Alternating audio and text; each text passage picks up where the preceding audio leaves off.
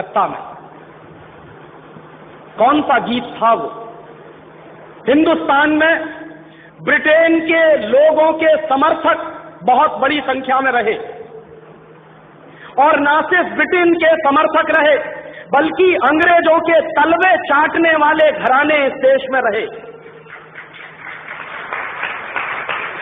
अंग्रेजों की जी हजूरी करने वाले घराने इस देश में रहे, और जिन खानदानों ने अंग्रेजों के जितने ज्यादा तलवे चाटे, उन्हीं खानदानों का नाम इस देश में गर्व से लेते हैं लोग। जो अंग्रेजों के सबसे ज्यादा पिट्ठू बनकर रहे, जो अंग्रेजों के चरणों में साष्टांग बिछ जाते थे, ऐसे ही लोगों को इस देश के इतिहास में पढ़ाया जाता। और ऐसा ही एक खानदान था जो अंग्रेजों की गुलामी में आकंठ डूबा हुआ था। उस खानदान का नाम था टैगोर खानदान। और उस टैगोर खानदान का एक व्यक्ति था जिसका नाम था रविंद्रनाथ टैगोर। उस रविंद्रनाथ टैगोर ने जॉर्ज पंचम के स्वागत के लिए एक गीत लिख दिया था। और ना सिर्फ उस आदमी ने वो गीत लिखा, बल्कि कलकत्ता में जब जॉर्ज पंचम पहुंचा और उस भरी सभा में जहां लाखों लोग उपस्थित थे, हिंदुस्तान की गुलामी का गीत गाया गया और ब्रिटेन के राजा का सम्मान किया गया। और ये काम रविंद्रनाथ टैगोर ने अपने मुंह से किया। और वो गीत कौन सा था जो रविंद्रनाथ टैगोर ने इंग्लैंड के राजा की स्तुति का गान करते हुए लिखा था? वो गीत वही है जिसको आप कहते हैं जन गण मन अधिनायक जय हे भारत भाग्य विधाता। बहुत शर्म आती है मेरे जैसे आदमी को जब वो गीत गाने के लिए कोई मुझे कहता है कि ये गाओ। क्यों गाएं उस गीत को? रविन्द्रनाथ टैगोर तो चापलूसी करते थे अंग्रेजों की, रविन्द्रनाथ टैगोर तो चाटुकार थे अंग्रेजों के, और रविन्द्रनाथ टैगोर तो साइकोसेंट थे अंग्रेजों के। इसलिए उन्होंने अंग्रेजों के राजा के सम्मान में वो गीत लिखा था। मैं तो नहीं हूं, मुझे तो अंग्रेजों की चापलूसी से कोई मतलब नहीं। मैं तो अंग्रेजों का उससे ज्यादा विरोधी हूं जितना कोई हो सकता। लेकिन मेरे आजाद देश में उस गीत को बार बार गवाया जाए, ये मेरा राष्ट्रीय अपमान का प्रश्न है। और जिस गीत को अंग्रेजों के राजा जॉर्ज पंचम के स्वागत में गाया था रविन्द्रनाथ टैगोर ने, वही गीत 5 दिन पहले दिल्ली के एयरपोर्ट पर गाया गया महारानी के सम्मान में। आपने कभी ध्यान दिया है उस गीत के शब्द क्या हैं और उन शब्दों का मतलब क्या है? जन गण मन अधिनायक जय हे, हिंदुस्तान की जनता के मनों के अधिनायक तुम्हारी जय हो, ये मतलब है। जन गण मन अधिनायक जय है माने जॉर्ज पंचम तुम हिंदुस्तान की जनता के मनों के, जनता के गणों के अधिनायक हो, सुपर बॉस हो, इसलिए तुम्हारी जय हो। ये रविन्द्रनाथ टैगोर गा रहे हैं। भला इससे ज्यादा चाटुकारिता का दूसरा कोई प्रमाण मिल सकता? इससे ज्यादा साइकोफेंसी का दूसरा कोई प्रमाण आपको मिल सकता?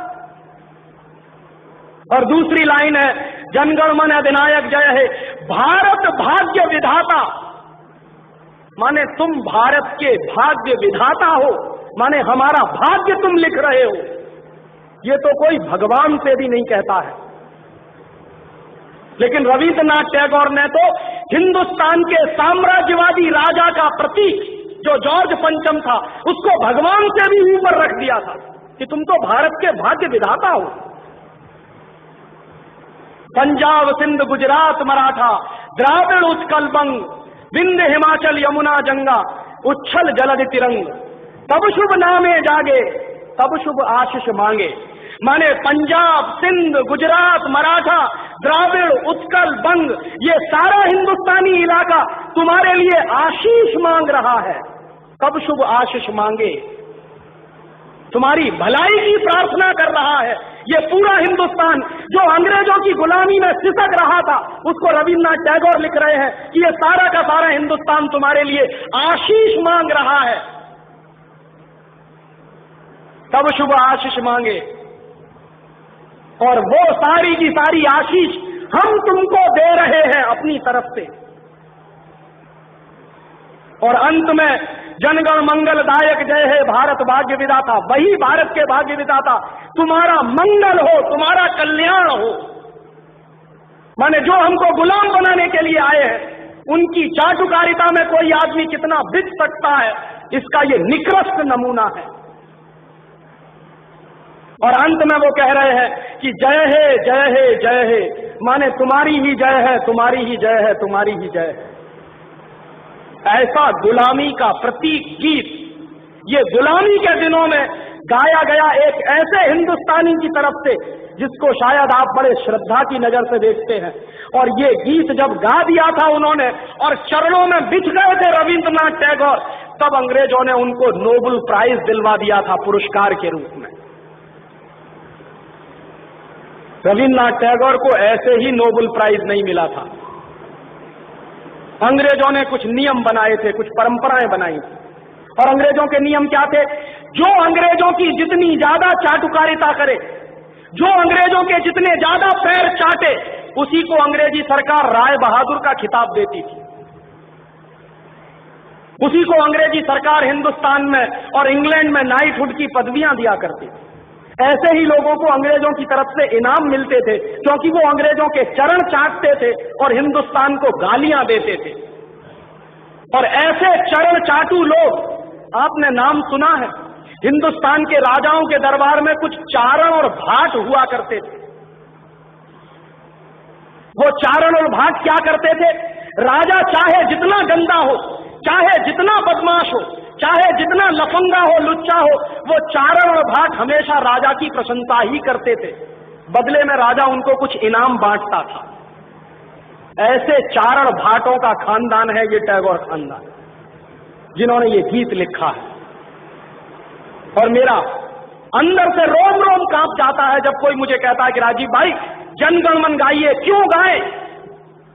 हिंदुस्तान का गीत नहीं है जनगण मन।